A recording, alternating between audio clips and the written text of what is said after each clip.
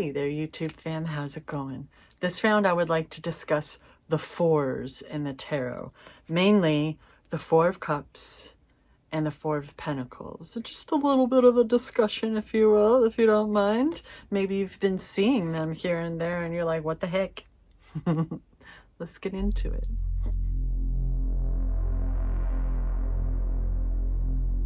Okay, so just to be clear, I'm not trying to teach tarot or anything like that with these videos. It's more I'm inspired to want to discuss them and things that I want to remind you of and maybe at the very least entertain you, but also provide some kind of clarity or at least a different perspective, right?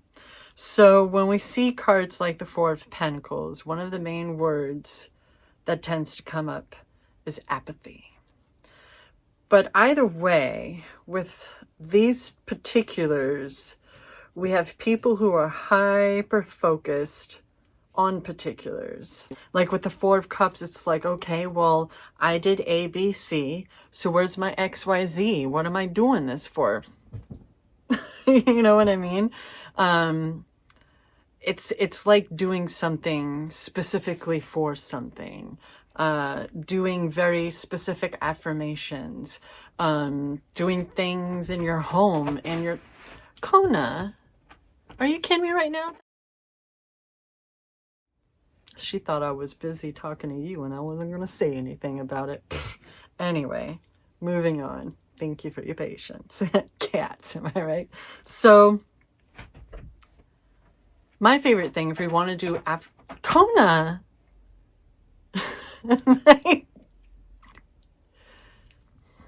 I feel so tested this week. So, my thing with affirmations is that all too often we get tunnel vision with things, with what we want, what we think we want, and we lose sight of being open to the unknown.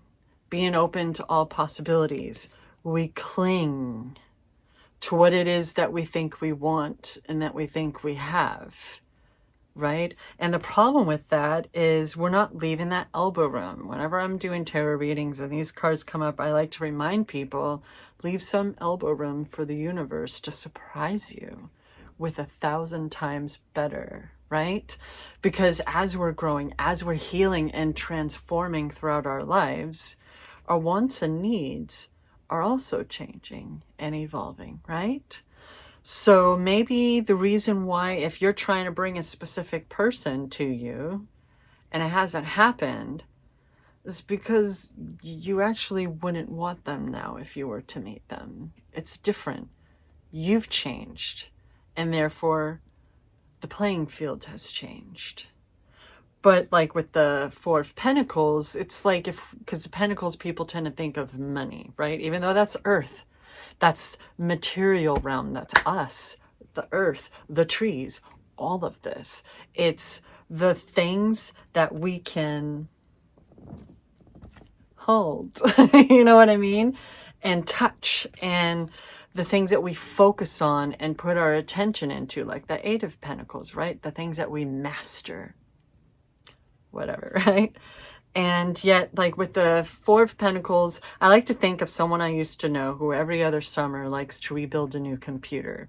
So, right, just for an example, you have your savings, but then whatever the reason was for those savings occurs.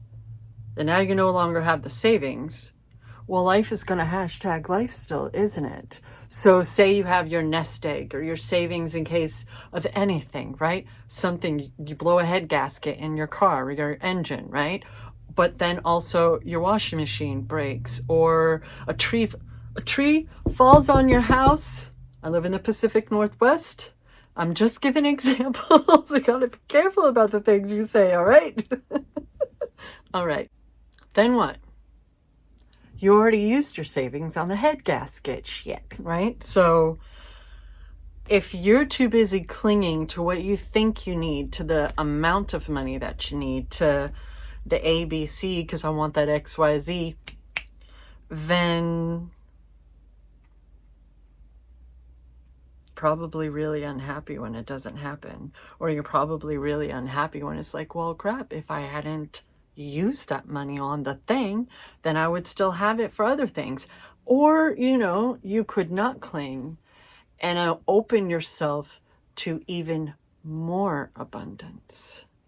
This person has it's just like with the aces, right? That image of the divine handing over a gift. Tell me, please. That could be 1,000 times better than anything you wanted when you began the ABC and just trickling on down that dang alphabet, right? Well, ABC didn't work. How about DEF? GH? Can I get a J and an I? IJ? Whatever. You know what I mean. You can do it. It's not the destination. It's the journey. That crap, you know? If you don't take time to really mull it over, to get everybody else's voices and opinions out of your head, Hollywood, the television and commercials and all these things that are trying to tell us how we should dress, what we should drive, where we should live, and what our, you know, you spend so much money on your homes, going to Home Depot and playing in the yard and stuff, but you're hardly ever there, some people. They're all out there close to fucking up the place. Traffic. So if you could just get all of that out of your head, know who you are. Remember who you are. What matters to you. You may realize that the alphabet has completely changed for you. You may be open to better than you ever imagined. You may open yourself to things like the Four of Wands. Whether it's a marriage or either way, community and celebrations, am I right? That's all I'm saying. It's just food for thought, if you don't mind. So, when you see these cards in your readings, when they're coming up, ask yourself, what are you stuck on? What are you so hyper-focused on that you shut out the idea of blessings? The idea of better than you could have ever imagined. Where's that elbow room? If you don't believe in the divine or the universe and all of that kind of crap, well, then what do you believe in? Make room for that too, okay? Even if it's just yourself, leave room for yourself to play and enjoy again. Enjoy your life. Otherwise, what are we here for if we're too hyper-focused on crap that doesn't even matter?